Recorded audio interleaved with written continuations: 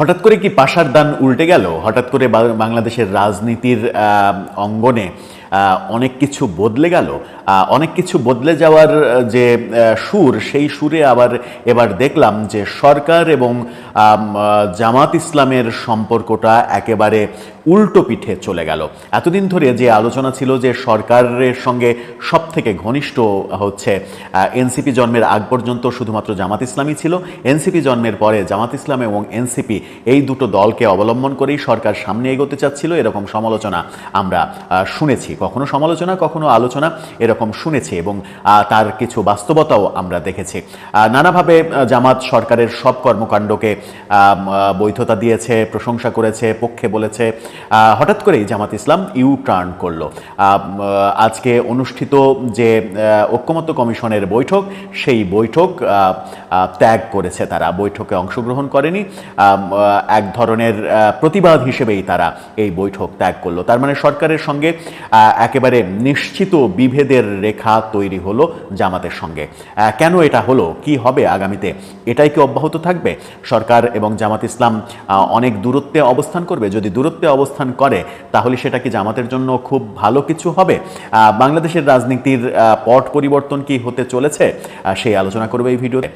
বলছিলাম জামাতের সঙ্গে সরকারের যে সম্পর্ক, সেই সম্পর্কে ভাটা পড়লো কিনা, সেই সম্পর্ক নষ্ট হয়ে গেল কিনা, আজকে সেরকম কাণ্ডই আমরা দেখেছি। আজকে লন্ডনে বৈঠককে ক্ষুব্ধ হয়েছে তারা, এমনটা জানা গেছে। অর্থাৎ তারেক রহমানের সঙ্গে বিএনপির তারেক রহমানের সঙ্গে প্রধান উপদেষ্টার যে বৈঠক এবং সেই বৈঠকে নির্বাচনের দিনক্ষণ এগিয়ে আনা, সেই ঘটনায় প্রচণ্ড ক্ষুব্ধ হয়েছে জামাত ইসলাম। এমন কথা, এমন ঘটনা আমরা আজকে দেখতে পাচ্ছি। আজকে তারা ঐক্যমত্য কমিশনের বৈঠক পরিত্যাগ করেছে, সেই বৈঠকে অংশগ্রহণ করেনি এবং জামাতের পক্ষ থেকে বলা হচ্ছে যে লন্ডন বৈঠকের মাধ্যমে সরকার এক পেশে হয়ে গেছে, এক পক্ষে চলে গেছে, সরকার আর নিরপেক্ষ নেই, সরকারের নিরপেক্ষতা নষ্ট হয়েছে। তার প্রতিবাদেই তারা অনেক সর্বদলীয় যে ঐক্যমতের কমিশন মানে বৈঠক, সেই বৈঠকে 30টি দলকে আমন্ত্রণ জানালেও অন্যান্য দল অংশগ্রহণ করলেও জামাত ইসলাম অংশগ্রহণ করেনি।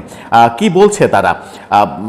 সংবিধান সংস্কারে রাজধানীর বেইলি রোডের ফরেন সার্ভিস একাডেমিতে ঈদের ছুটির পর দ্বিতীয় ধাপের সংলাপ শুরু হলে 3 দিনব্যাপী সংলাপে 30টি রাজনৈতিক দল জোটকে আমন্ত্রণ জানালে হলেও জামাত অংশগ্রহণ করেনি। দলটির সহকারী সেক্রেটারি জেনারেল জানিয়েছেন, এতদিন প্রতিনিধিত্ব করা হামিদুর রহমান আজাদ, সহকারী সেক্রেটারি জেনারেল, তিনি জানিয়েছেন একটি দলের সঙ্গে বৈঠক করে নির্বাচনের সময়সীমা ঠিক করায় সরকারের অবস্থান নিয়ে প্রশ্ন তৈরি হয়েছে বলে মনে করে জামাত। এর প্রতিবাদে জামাত সংলাপে যায়নি। সরকার অবস্থান পরিষ্কার করবে বলে জামাত আশা করে। অর্থাৎ আজকে যে জামাত যায়নি, সরকার নিশ্চয়ই প্রশ্ন করবে যে জামাত কেন আসেনি। তারপরে তারা জামাতকে প্রশ্ন করবে যে তারা কেন যায়নি। জামাত তাদের অবস্থান পরিষ্কার করবে।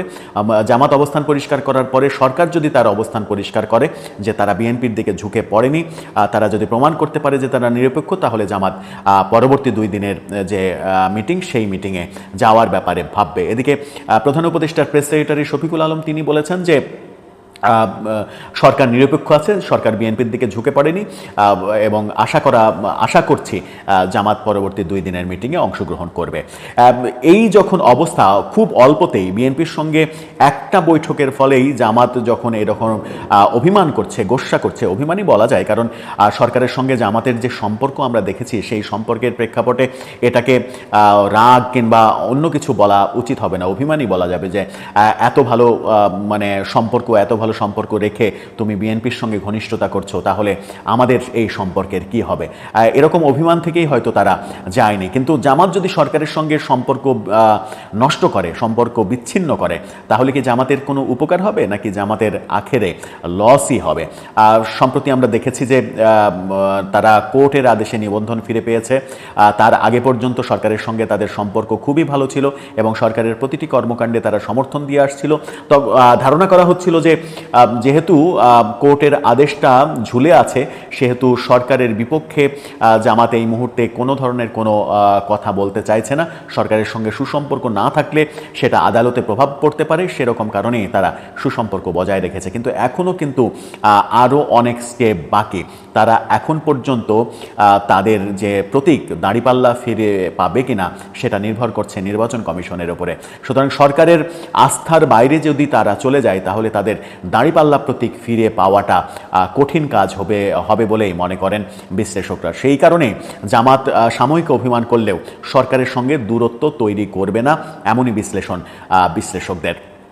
সরকার যখন বিএনপির দিকে ঝুঁকে পড়ছে এমন আলোচনা হচ্ছে, তখন এই আলোচনাও হচ্ছে যে সরকার দেশের বাইরের চাপে পড়েছে। নির্বাচন নিয়ে যে গড়িমসি করছিল সরকার, সেই গড়িমসির ফলে সরকার এক ধরনের চাপে পড়েছে, বাইরের চাপ। সেই চাপে পড়েই বিএনপির সঙ্গে এক ধরনের সমঝোতা করতে বাধ্য হয়েছে যে নির্বাচনটা তারা এগিয়ে নিয়ে আসবে। এটা একটা বড় কারণ। সরকারের আরও অনেক চাপ রয়েছে। বিএনপির সঙ্গে সমঝোতা, নির্বাচন এগিয়ে নিয়ে আসা, এটা যেমন একটা চাপ। আর একটা বড় চাপ রয়েছে, সেটা হচ্ছে যে সরকার যে নির্বাহী আদেশে আওয়ামী লীগের কার্যক্রম স্থগিত করেছে, বিচার না হওয়া পর্যন্ত কার্যক্রম শুরু করেছে, কার্যক্রম বন্ধ করেছে, সেখানে স্পষ্টভাবে আলোচনা হচ্ছে সেটা হচ্ছে যে আওয়ামী লীগের বিচারই শুরু হয়নি, বিচারের প্রক্রিয়ায় শুরু হয়নি।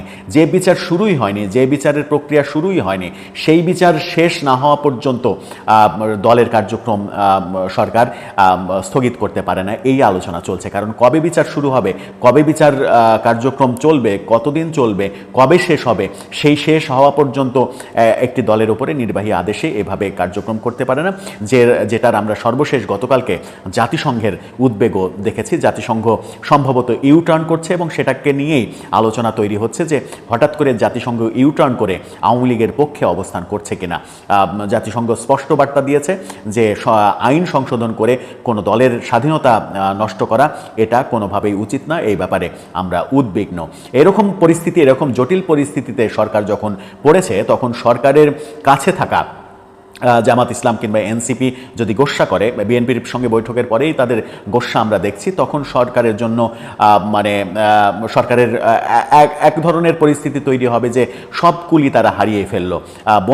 সব বন্ধুই যদি হারিয়ে ফেলে, তাহলে সরকারের আগামীর পথ পাড়ি দেওয়াটা খুব কঠিন হবে। সেই ক্ষেত্রে যে কোনো মূল্যে জামাতের সঙ্গে একটা সমঝোতায় হয়তো সরকার যাবে, সেটাই আপাত দৃষ্টিতে মনে হতে পারে। কিন্তু বিএনপির সঙ্গে সখ্যতা যদি প্রমাণিত হয় সরকারের, এবং বিএনপি যদি শেষ পর্যন্ত বলে যে অংশগ্রহণমূলক নির্বাচন হতে হবে, অন্তর্ভুক্তিমূলক নির্বাচন হতে হবে, বললেও আশ্চর্য হওয়ার কিছু থাকবে না।